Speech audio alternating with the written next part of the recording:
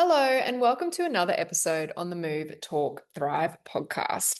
Today, I am here to talk a little bit about some of the conversations that I'm having at the moment around soft skills with practitioners, and it being particularly important at the moment with the changing marketplace around NDIS and private clients and potentially working in early learning centers. And around some of the conversations I've also been having with practitioners in and around why I think that working with children is a really good way to build up soft skills with our practitioners. So I thought that I could mesh all of those juicy conversations that I've been having together in and around what's happening at the moment and why it's really important that we are providing PD and training for our team in and around PEDS to build up that holistic toolkit that we need in practitioners at this time. So let's get stuck in and look at all the skills that we need as practitioners and why working in PEDS really, really hones those skills. We are child development obsessed, business besties, and mums, and we're here to spill all our secrets. We have a combined 30 years experience working with children, and each episode we will bring you up-to-date research and evidence-based strategies to set your children up to thrive. I'm Lizzy Dawson, Australian exercise physiologist. I'm Emily Mackey, Australian speech pathologist, And this is the Move.Talk.Thrive podcast.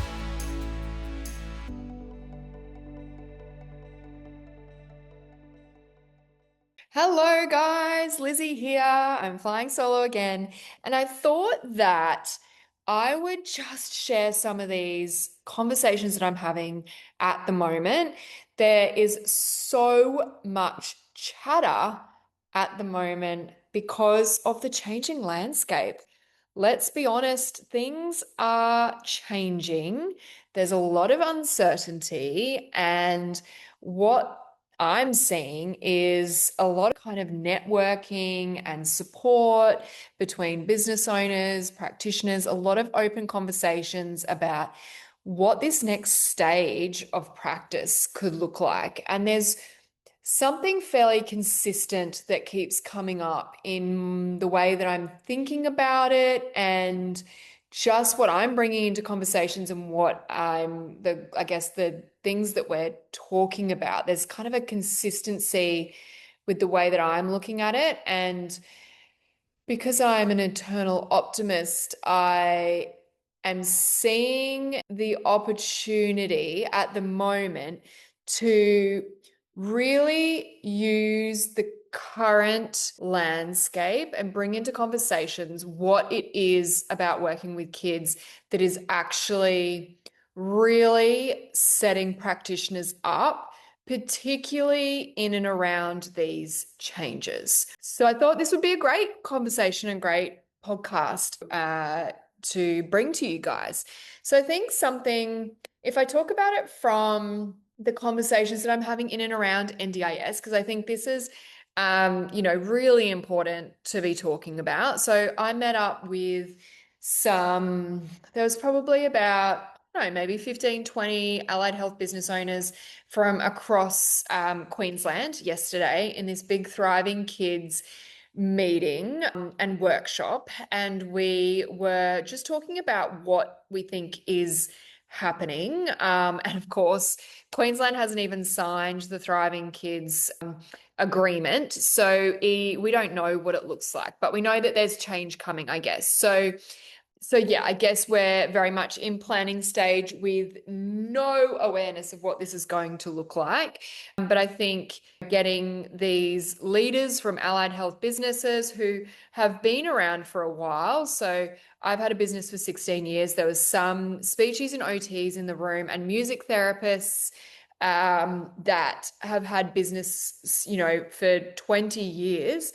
So really interesting with really big teams and working with a lot in the paediatric space and just looking at what precautions or actions they're putting into place. And I think it's really tricky. It's tricky from a business sense, and it's tricky from a leadership sense, because of course what we're experiencing in and as leaders is one thing, and as businesses, and then as practitioners caring for families and children, that's another, in another sense. And then in a leadership sense, we need to be having conversations with our teams, and we need to be providing some reassurance. And I think one of the things that came up yesterday was I'm alert, but I'm not anxious or something. But apparently then they said that was something that came from John Howard. So but it was along the lines of being aware, keep your finger on the pulse, and really looking at, the potential outcomes here, but not having a complete freak out, I guess. And I think that, the common theme that is coming up at the moment in and around what's happening is that it is going to change. And we need to be having these conversations to prepare. And it's political. So I think the biggest way that we can be making impact is collaborating and joining forces so that we can together become a louder voice. And the other thing that came up yesterday was that it's political, and that we need to be having these conversations and this influence before it's in writing and before it's done. So if we can be a part of the design, I think it's really important, because once it's done, and there's not a lot that we can do about it. So I think that was a really, I think motivating is the wrong word, but I was like, right, we've got to act now before things are designed and laid out, because once it's done, we're not going to have so much opportunity to be a voice. So we need to be coming together and having these conversations. I'm going to have some people come on the podcast in the coming weeks that are different health practitioners, different professional advice, just so that we can be thinking of all the things. And yeah, I think what we do need to realize, though, is that there's going to be changes in care. And if you're in the pediatric space, I think that's going to be felt more widely. Just trying to think where to start. So I think there was a theme yesterday, and it was really interesting because we had a couple of music therapists on in the group, and they were saying that at the moment, well, business owners, because there's kind of this conversation around, as business owners, are we communicating from the business owner perspective? Because obviously it's going to impact businesses, small businesses, probably larger businesses as well, and professions and practitioners. And so do we kind of hold the conversation with that perspective? Or do we have the conversation with the perspective of how many children are going to be impacted by this?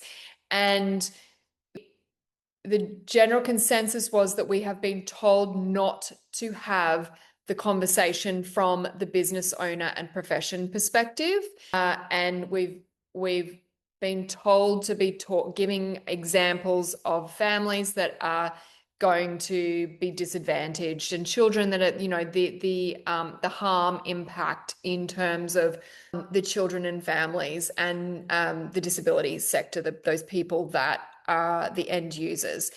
And I think where we kind of landed was we have been having the conversation from the impact on the people with a disability, the children and the families that are losing funding. I think we've really been having that conversation for a long time.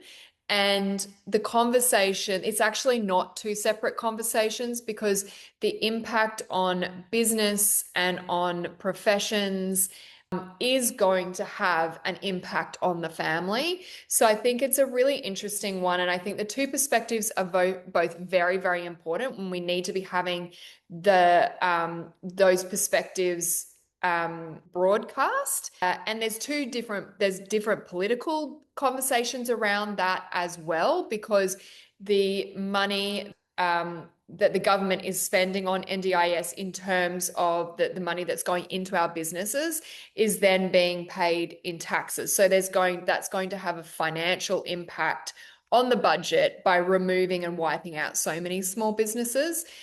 But of course, then there's that perspective of the families and the increase on the budget. And at the end of the day, this is a budget conversation, isn't it? It's political, and it is about the budget. And so I think the short-term fix around the budget, whilst necessary, if isn't done responsibly, is going to have a huge impact financially on the future budget.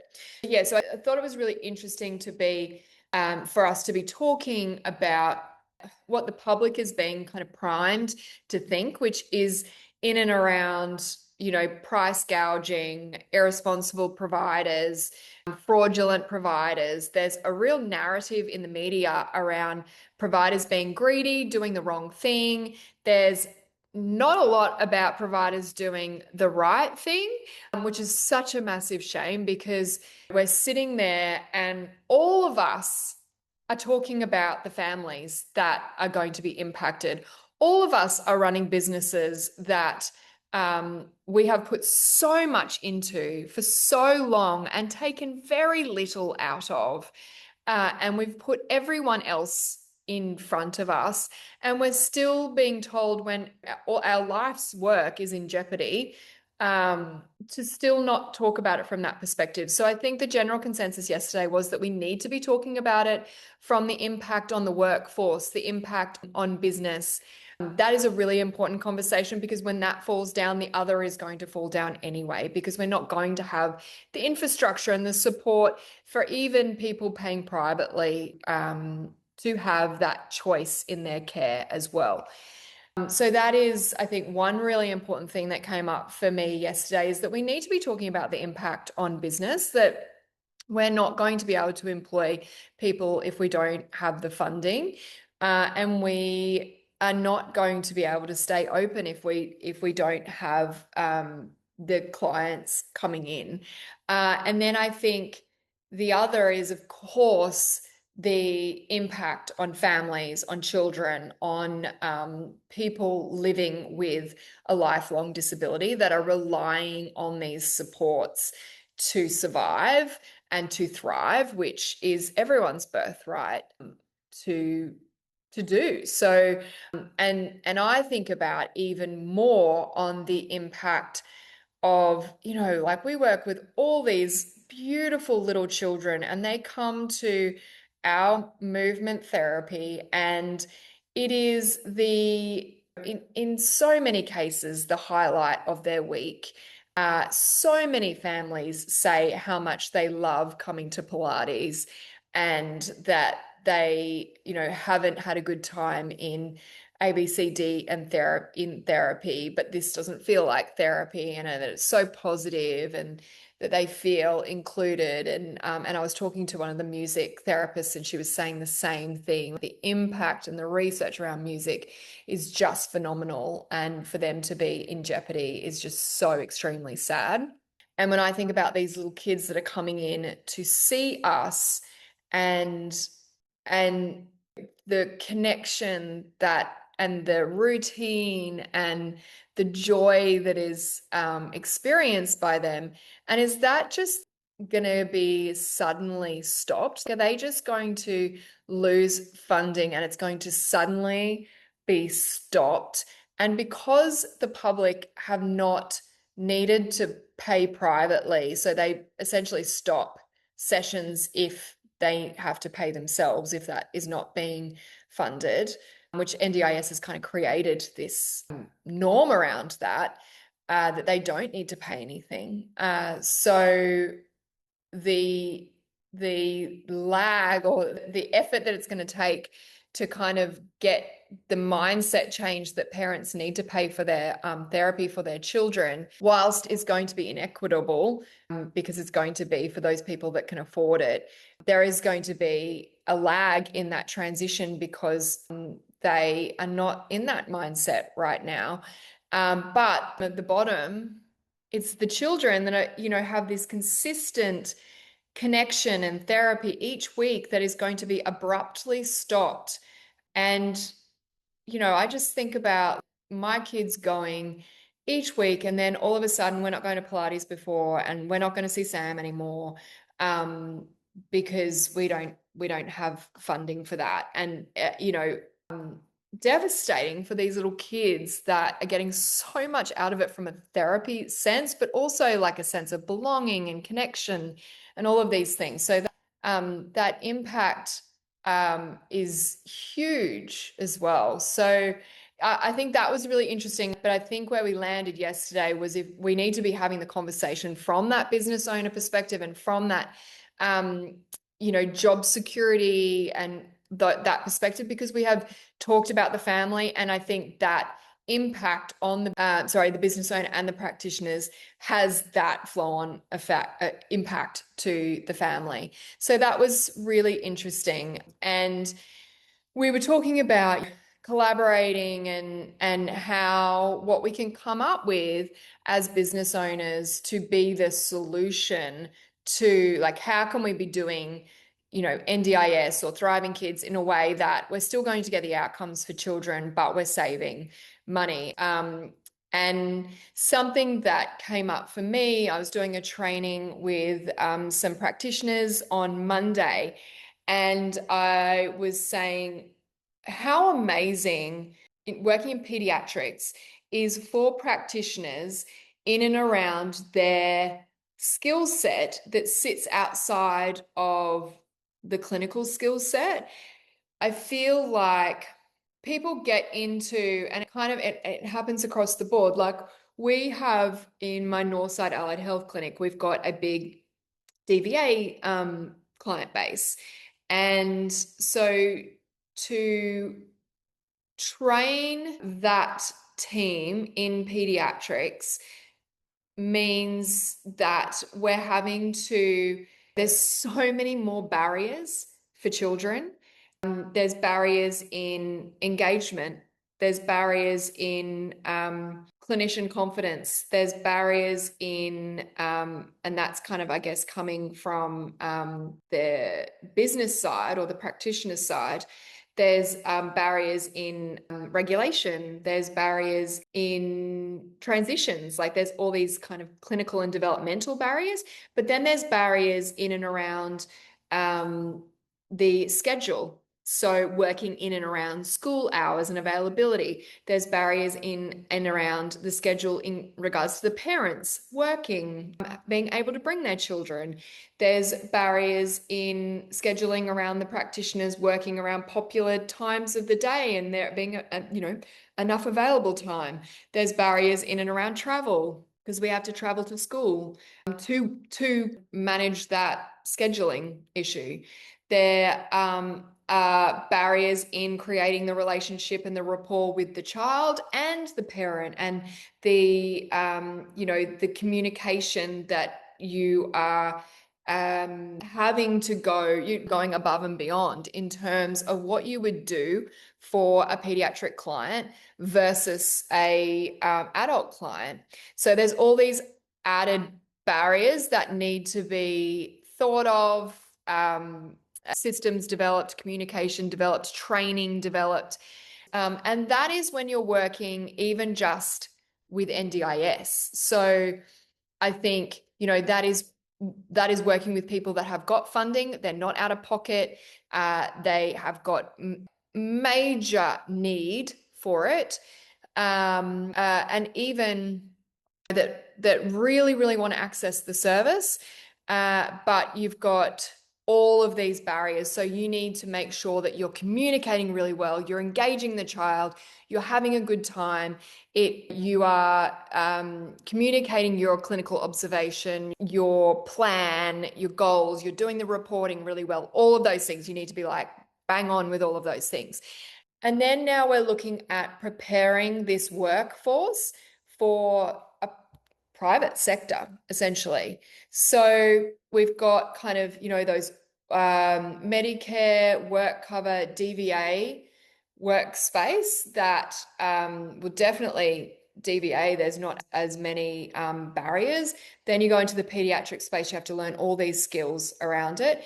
And then you're moving to the private sector, and you know that parents are going to be paying out of pocket, and you need to make sure that all of those things are 100% amazing, because otherwise they're not going to come and they're not going to pay. And my point being to everyone that I've spoken to this week, including the practitioners and the business owners yesterday, was all of these things, you should be prepped for a private market anyway, because you need to be operating in that way, whether it's private or NDIS, because of the barriers, and even for all of those other ones with less barriers, because that needs to be the level of care. Now, that level of care is most likely found in smaller providers, because if you don't provide that level of care, you won't get people coming in. So and you need these supports in place, the clinical supervision, the systems, the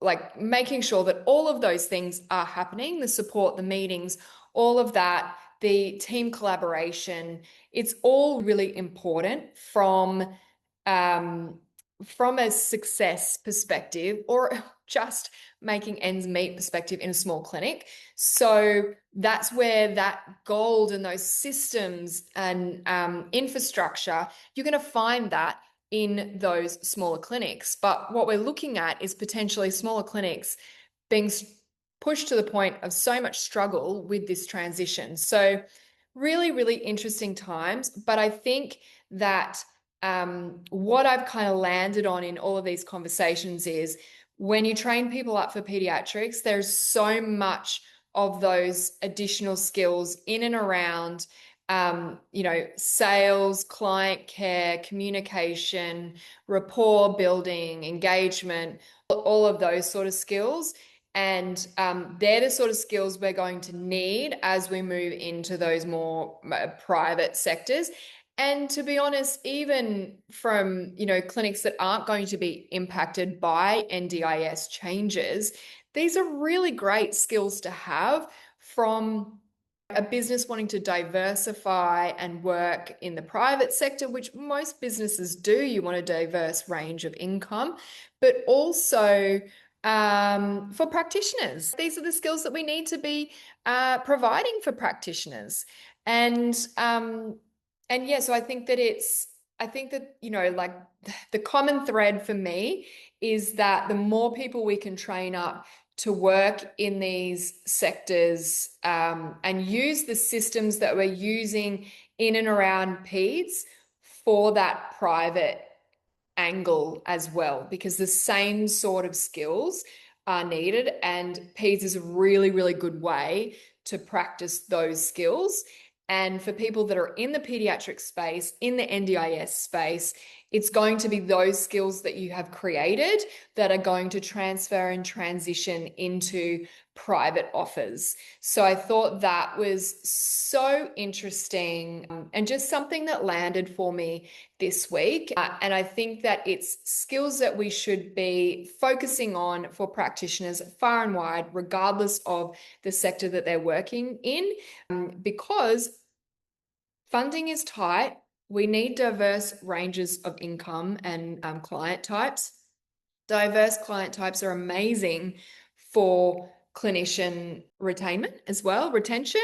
So I think that this is a really good opportunity to be thinking about what we need to do from a skill set perspective to transition into this next stage.